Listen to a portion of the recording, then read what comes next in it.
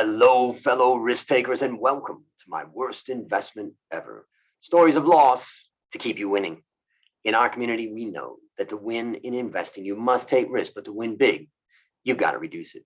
To join our community, just go to myworstinvestmentever.com and receive the following 5 free benefits. First, you get the risk reduction checklist I created from the lessons I've learned from all my guests. Second, you get my weekly email to help you increase your investment return.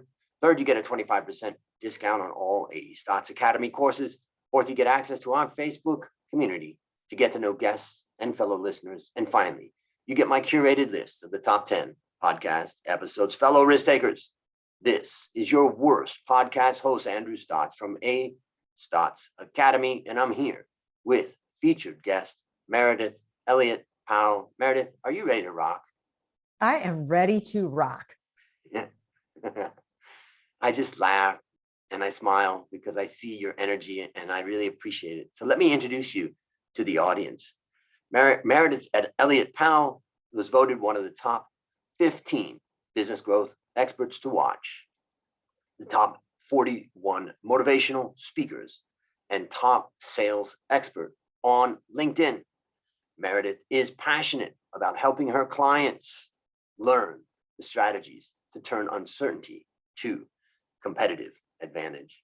She is the author of 6 books, including her latest called Thrive, Turning Uncertainty to Competitive Advantage, due out this month. In fact, it's due out in a week. Meridith, take a minute and fill any further tidbits about your life. Well, I think you did a pretty good job. I live in Asheville, North Carolina. And before COVID, I made my life as a keynote speaker. I traveled around the world, engaged with thousands of people, hopped on airplanes. So just like many people probably listening to this, my complete business was decimated. Not only did all my revenue disappear, but all of my business model became unworkable and unusable. So I have really spent the last 15, 16 months rebuilding and being re-energized and reinvigorated by what looked like a terrible disaster, but turned into new opportunity for me. You know, everybody's going through this, and I think people have had different responses. I'm just curious, like, what was the biggest challenge that you just thought, how am I going to turn this around? You know, I think about, for instance, you being on a stage and you're not going to be on a stage. And then what was the biggest kind of surprise once you got through it about that transformation that you put yourself through? Great questions. Literally, it was nothing for me to do 80 to 100 keynotes a year. And the biggest shock was that not only had all my revenue disappeared, but all of a sudden the way I made a living, I just was shocked at how little I diversified. I thought it was so good because I was in different industries. I had done what traditional diversification meant, but I never thought about the fact, what if my model didn't work and that I needed to diversify the model to be different. And then the biggest surprise was once I slowed down, how much I loved being home. And I just started to think, what was I doing traveling that much and being gone that much? And that there was so much more to do with my business beyond just hopping on a plane and doing a keynote. You know, it's interesting because in the world of finance, we always talk about diversification. Yeah. But when everything gets bad, basically many assets classes are correlated. Like everything goes down. Right. So you think all this time, like, I'm diversified, I have bonds and I have stocks, and then all of a sudden you get in a crisis and everything goes down. Now, what I learned in my own experience is that, okay, things come back up, so don't panic and get out at the bottom. But the point is that you probably, and this is really for the listener out there, you probably are much less diversified, not only financially, but also business-wise. And so I think, this is a great lesson. Like, have you written a book? Have you done an online course where people are buying that? Have you done some coaching with people? Have you done, all the different things that are out there to earn income? Once you've been through this type of crisis, you realize there's a lot of revenue streams out there. There's a lot of ways that people want to be reached. People, they love audio books. And some people love reading books, and some people love it through podcasts. It's just like reaching a lot of different parts of the market is a great reminder for all of us. Yeah. It was a big lesson for me. Hmm. The last time I was in Asheville was about 6 years ago, maybe 7 years ago. My mom and dad lived in Charlotte, and so Oh, sure. yeah, so I'm a financial analyst in Thailand, and there's a company in Thailand that owns a factory in Asheville. So I asked the company if I could go, if they'd arrange for me to meet the CEO of the company. And my dad, being a polymers and plastics guy, he and I went to visit this factory, and we just had a great time. So that was my last time there. So Love it. Love it. so anyways, well, let's just, I want to just ask a little bit before we get into the big question. Tell us about the book Thrive and what the listeners would get from, getting it, and tell us just about the launch details and how we can find out more. Of course, we'll have everything in the show notes, but give us the full detail. Yeah, it's kind of an interesting story. A couple of years ago, back in 2018, 2019, long before COVID, I became obsessed with the word uncertainty because every business that I was talking to, I mean, it was good economic times. We all remember 2018 and 2019. And every business I would talk to had asked the question, how's business? Everybody would answer the same. Oh my gosh, it's good. It's great. We're headed for our best year on record. But oh, this uncertainty, as if uncertainty always had to be a negative. And I thought, isn't that interesting? Even in good economic times, uncertainty is this cloud over our head. And I just started to think, what if you flipped the script on that? What if you started to think about uncertainty as a positive? What if you actually started to strategically use it for personal and professional growth rather than view it as something that hindered growth? And that put me on a mission to find leaders and companies that had done that. And I discovered 9 companies that have been around for over 250 years, which doesn't sound like a lot to you all in Thailand, but to us in the US, that is a big history. So if you think about, an organization that's been around for 250 years, they've come through world wars, they've come through economic depression, and unbeknownst to me at the time, they'd come through a pandemic. Well, 2019 hit and I was crazy busy. We started into 2020. I'm busy. I'd kind of let the research sit on the shelf. But when COVID hit, decimated my life, I thought, what am I going to do? Well, I went back to the research. I dug in a little bit further. And from the companies and from the stories, I discovered a 9-step formula. There were commonalities and themes, things that you really need to be doing in your business. And consequently, I wrote for your personal life too.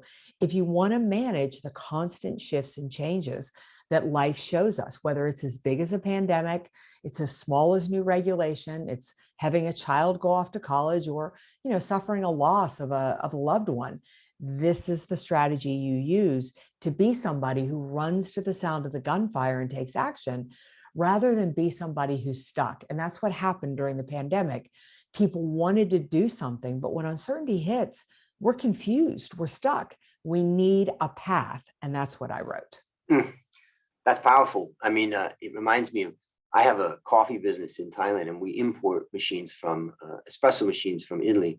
And we got invited to the 100th anniversary of a company in Italy that really is the company that really, was at the forefront of espresso machines. And we met, the name of the company is called Chimbali. And we met Mr. Chimbali, and it's been in the family for over 100 years now. And we thought, it was so impressive. And what's so interesting about these companies that last a long time is, how do you maintain the values of that business through all those ups and downs, and not forget that 1917 pandemic, or the 1957 Asian flu, or the 1969 Hong Kong flu? Like, how do you maintain those? And I guess part of what you probably explore is just that. It's exactly that. And it is, so the book ends up being inspiring, being calming, because you see that people have come through far worse with far less resources than you ever did. And you're inspired because really amazing things came from it.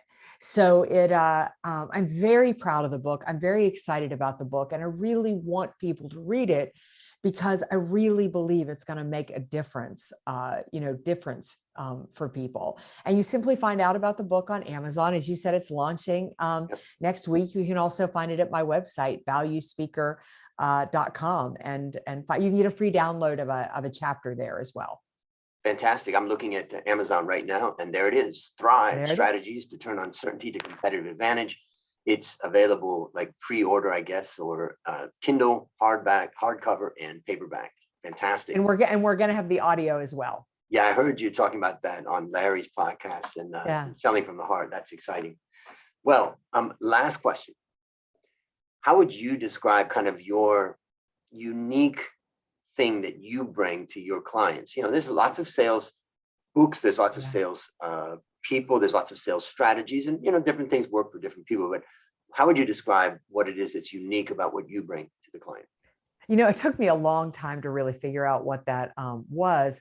And then one time I was doing an interview and somebody said, tell us a little bit about your background and your career. How'd you get started? And I started in travel and tourism. Then I went to healthcare, and then I went to finance. And I thought, well, that's a crazy background. Who does that? And then what I figured out is I went into every single industry when they were going through massive disruption and change. I got into travel and tourism when the community had been wiped out by a hurricane. I got into healthcare when we were going through massive regulation. I got into banking when they were going through huge cutbacks and a lot of competitive, new competitors getting into the marketplace. And what I've learned, and this is the unique thing I bring to businesses, is certainly I talk about strategy, sales, and leadership, but it is all about having a plan, having a strategy, and getting your people to embrace, be passionate and excited about the disruption and change. So I get you prepared for it, and I get your team all engaged in taking ownership, because that's really what it takes to move the organization forward. Well, ladies and gentlemen, you know, that's what we all need. In fact, before we turn on the recorder, I was telling Meridith how I was listening to Larry Levine's podcast, and she was being interviewed on it from Selling from the Heart. And there was a mic drop moment where she said, and it really hit me. And I really want the listeners out there to think about what she said in that. And what she said was basically, your clients, your potential clients, are out there looking for the solutions that you have. You have answers to their problems. And if you're not contacting them, if you're not in touch with them, they're looking for the answer to that solution somewhere else. And you end up arriving in the game at halftime. And it's very hard to win when you arrive at halftime. And as I said to her, that was the time that I kind of fell to my knees and thought, oh God. So I was excited to get you on. And I know already through that message, but also through what you just said, I can feel a lot of inspiration also that you bring to the relationships around you. So I appreciate that. Thank you very much. Yeah. So now it's time to share your worst investment ever. And since no one ever goes into their worst investment thinking it will be, tell us a bit about the circumstances leading up to it, and tell us your story. Oh, I'd love to tell you. So, you know, I was so excited when you asked me to be on this show and talk about my worst investment ever, and that it didn't have to be financially related, because it's interesting. Once I discuss my story and tell it to you, everything I learned from it, I feel has been the reasons my life has worked out in the end. I got married the first go round when I was just 21 years old. I had lost my father not long before, and as soon as my father passed away, in walked the man that I just knew once I looked at him that I was going to marry. I was knees weakened. I was endlessly in love and couldn't wait to start a relationship with this man. Just a short 3 years later, we were married, and it turned out to be my worst investment ever. And the reason it turned out to be my worst investment ever is because what I didn't tell you about the story is that my father died of alcoholism when I was just 21 years old. In fact, my family is riddled in alcoholism. To date, I've lost 6 male members of my family. I also come from a family that didn't talk about such things. My mother wanted to pretend that things were good because she just wanted to protect her children and raise us in what she could create or save of a happy home. So the moment my father died, in walked his replacement. And it turned out to be my worst investment ever, because while I met him at the age of 21, I stayed tied to him through countless, brushes with death, countless arrests, countless lusts, countless bankruptcies, and until he died when he was 41 and I was 38. And while it's a little bit difficult to describe as a worst investment, because I learned so much from it, and I wouldn't be where I am without it. Also, he's a human being who was suffering from a disease. But I did waste some of the good and best years of my life trying to save an investment that had zero desire to be saved. Wow. So how would you describe, I mean, I want you to think about a young man or woman, who is in that similar type of situation. How would you describe the lessons that you've learned from this experience? Yeah. So, so good, so easy to reflect right now is that number one is really, I've learned to trust my gut, not my head. I believe that my intuition, my gut knew that I shouldn't get married, knew that there was something wrong, but my head kept overriding it because everybody else loved him. Everybody else thought he was great. The second is that I needed to have the courage to do what was right for me, not what I thought society wanted me to do. I'm raised a good Catholic girl, and once you get married a good Catholic girl, you're married forever, and you're supposed to stay in this as long as it takes. Also, people felt like it was my responsibility to save him.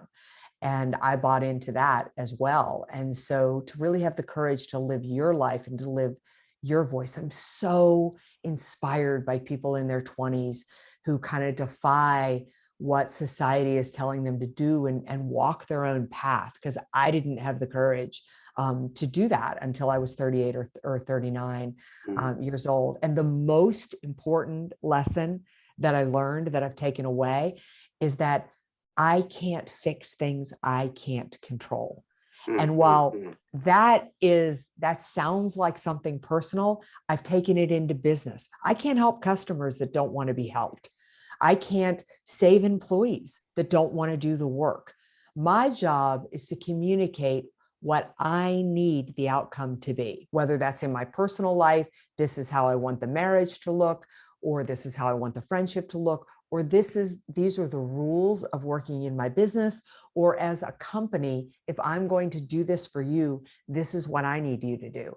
And then when people don't do it, I need to let it go and walk away.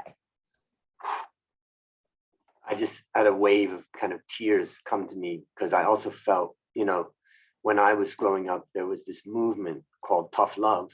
And that was the idea that sometimes you have to stand up and say, you got to do this yourself, and I can help you, but I can't do it for you. And, it's just that it hit me so hard, because I think also for the listeners out there, it's not just in our personal lives, it's in our business lives. As Meridith said, I can't help you unless you're open to being helped.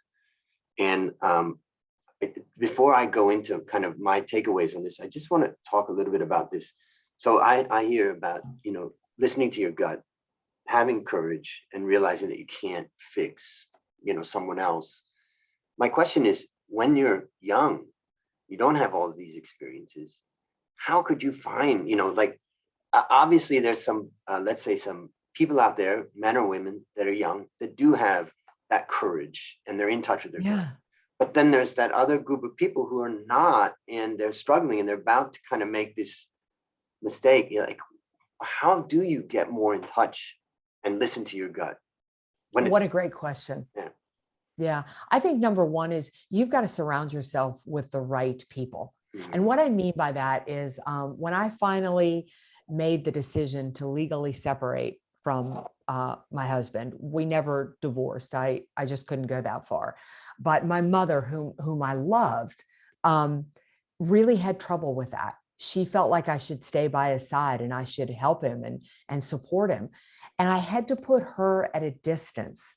And I had to surround myself with people who maybe didn't agree with what I was doing, didn't understand what I was doing, but could support me in what I was doing.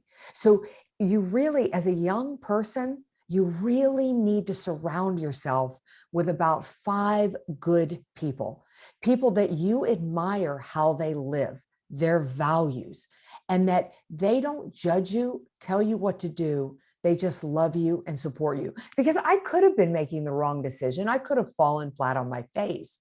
But the power was that I was making a decision that was right for me. And until I was 38 years old, I made decisions that were right for other people. That's where you go wrong. That is where you go wrong.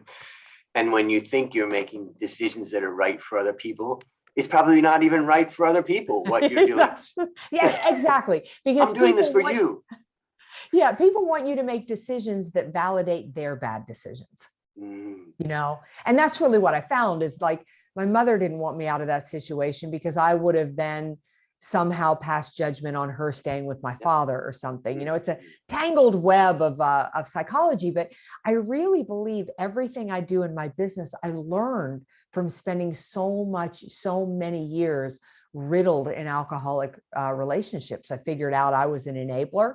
I figured out I focused on things I couldn't control. I lost the energy to focus on what I could. I mean, the lessons are endless. Yeah. So maybe I'll share a few things that I take away. I've been just taking notes furiously as you've been speaking. And now I live with my mother. She's 83. And at the age, she grew up in Virginia. And at the age of 20, she got married. And she tells the story of how my father and her, at that time, she had to bring her father down to get the marriage license because she was under 21. And there was a joke that my dad didn't have any money.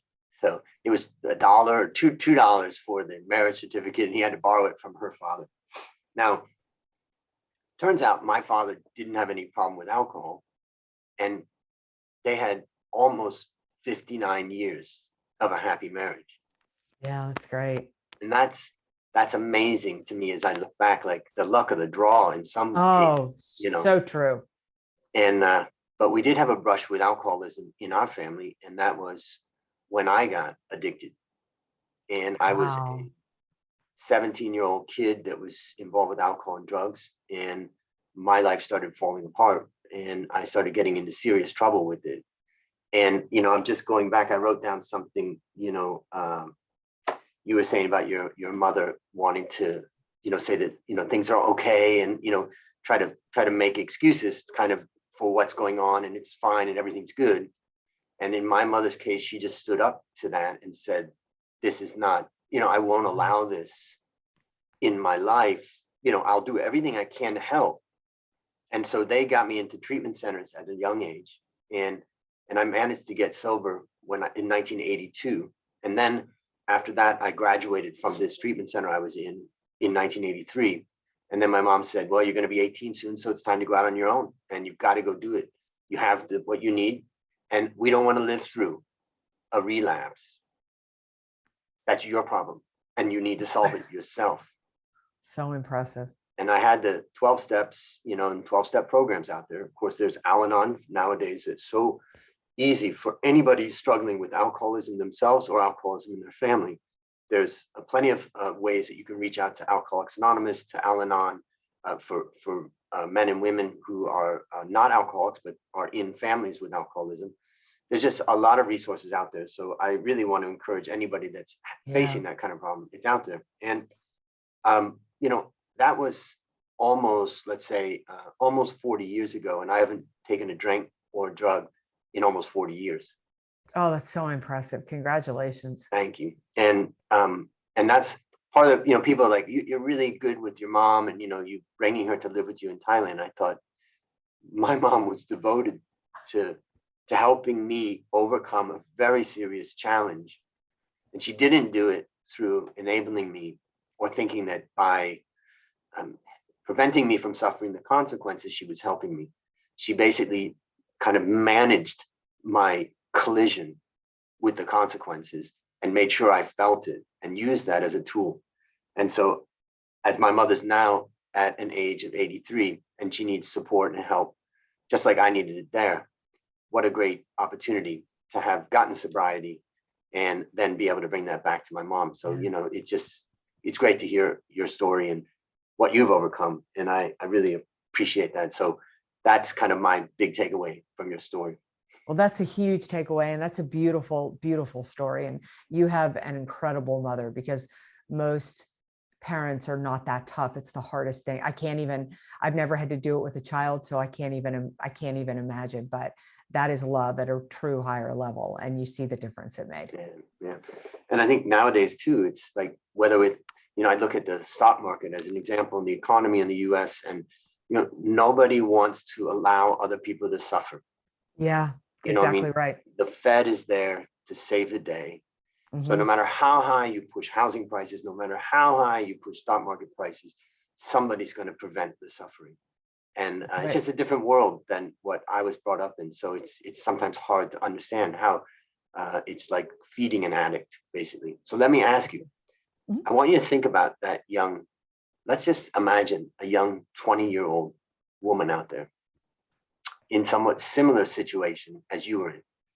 And think of Okay. her as I ask this question, based upon what you learned from this story and what you continue to learn, what one action would you recommend that she take to avoid suffering the same fate? That I would tell her to find your voice, to really spend time figuring out what kind of life you want to lead, and then really ask yourself, what are you doing? What is preventing you from getting that life? And what are you doing right to get that life? And that'll start to point out where the actions you're taking. I guess I'm not explaining this very well, but it was kind of surprising to me. One day I woke up and I felt like my life was a mess. But what I realized was, if I wasn't married to an addict, it wouldn't be a mess. Like, nothing else about my life was a mess, really. Nothing that wasn't fixable. That suffering is a choice, and it's not an easy decision either way, but there was no need for me to go down with the ship. The ship was going down, and there was no need for me to go down with it.